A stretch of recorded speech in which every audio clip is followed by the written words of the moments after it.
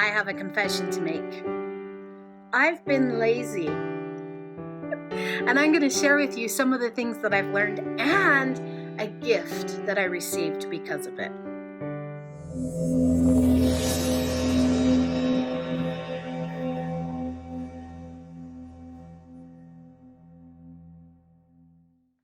When I was younger, I loathed doing laundry, like hated it with a passion. I hated it so much that I would actually go buy clothes instead of wash clothes. But I also, when I did wash the clothes, hated putting it away. This created a big problem. I ended up with piles of clothes everywhere. Clean clothes, dirty clothes, they were everywhere. Seriously, thousands of dollars of clothes on the floor because the process of hanging them up or folding them and putting them away just aggravated me. And when there was no money to spend, I would just pick up clothes out of the pile, smell them to see if they were okay to wear. And I'd go about my day in clothes that I didn't know if they were clean or dirty. Yeah, that could be kind of embarrassing to think about, but I think there's more of us out there than are willing to admit that this is their experience with laundry as well. Over the years, the piles got higher and wider and multiplied until I was climbing over clothes to get in bed, or I was throwing them off the bed to go to sleep. It was craziness. However, as I started doing my interpersonal work and healing some of the trauma that was inside myself, I began to realize that the more I loved myself, the more in alignment with truth I became. And the more in alignment with truth that I became, the easier these hard tasks became. Things that I loathed, like doing laundry, became something of a meditation for me. As I shifted the way I looked at things, I felt better about the process of doing laundry. I actually was able to step into gratitude, and eventually it became a habit that I did with ease. I simply had to interrupt the old pattern. So a few weeks ago, I noticed with some dismay that I had piles of laundry on my floor again. And when I looked back, I could correctly calculate that it had been 5 weeks since I had done the entire cycle of laundry. Now, the piles of laundry on my floor weren't dirty, they were clean. So it was a different manifestation of this old pattern, but still there were piles of laundry that I was ignoring.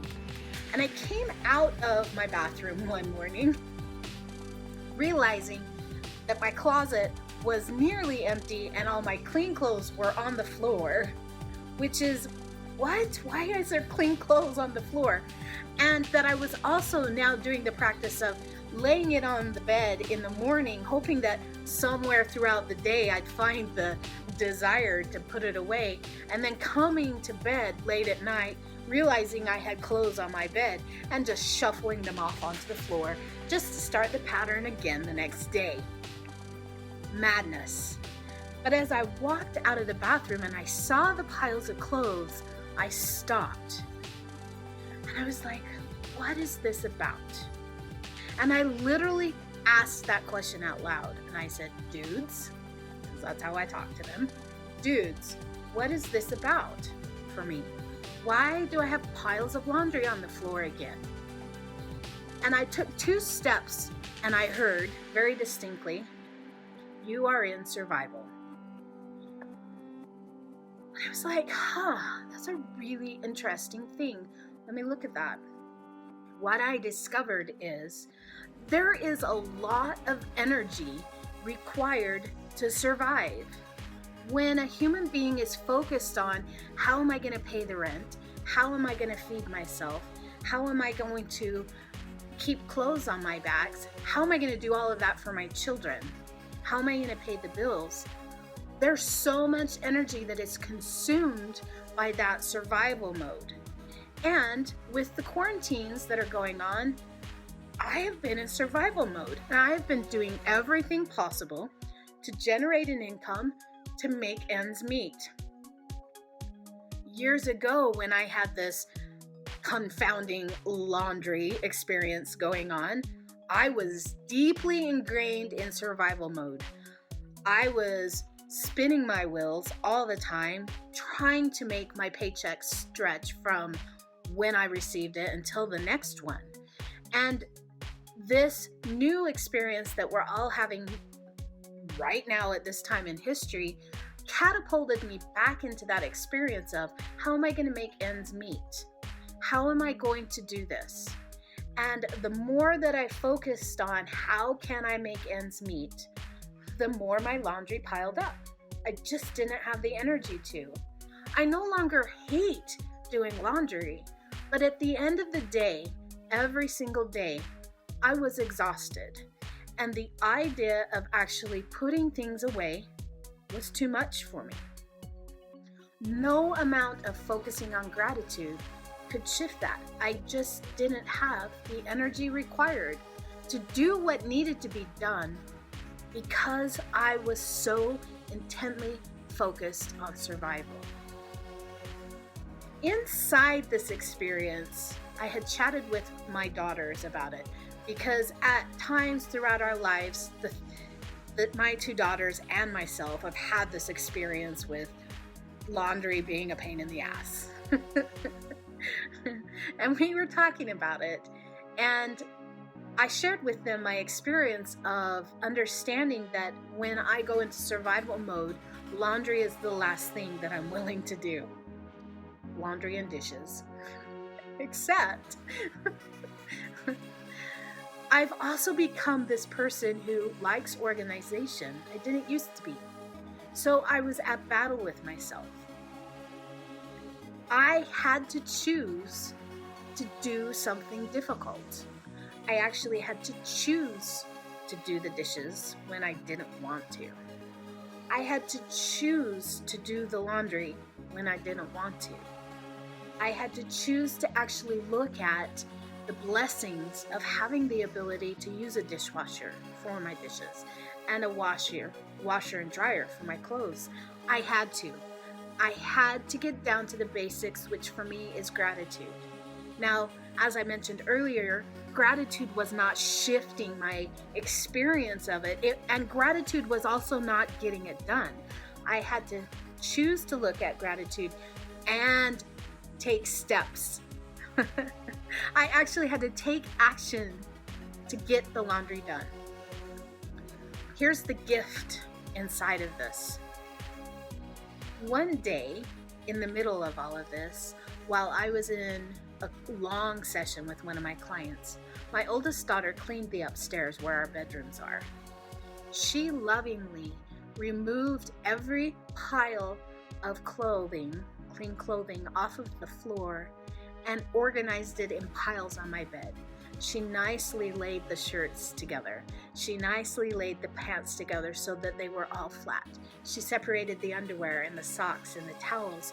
So when my day was done and I came up the stairs, I discovered that there had been action taken on my laundry. It was the most beautiful and loving gift. And granted, I still had to choose to put that away, and I could have chosen to just put everything back on the floor, but a step had been taken to support me in moving toward completion of that project. Because she had lovingly chosen to help organize my laundry for me and start the process going, it was easier for me to step in and choose to take action on what had already been started. So the discovery that I had in my reluctance to do laundry is, when I am in survival mode, everything that I have is focused on surviving, and there's not a lot of left over for anything other than survival. And sometimes that looks like dishes not getting done and laundry not getting done. And sometimes when that has gone on for a long period of time, I feel defeated.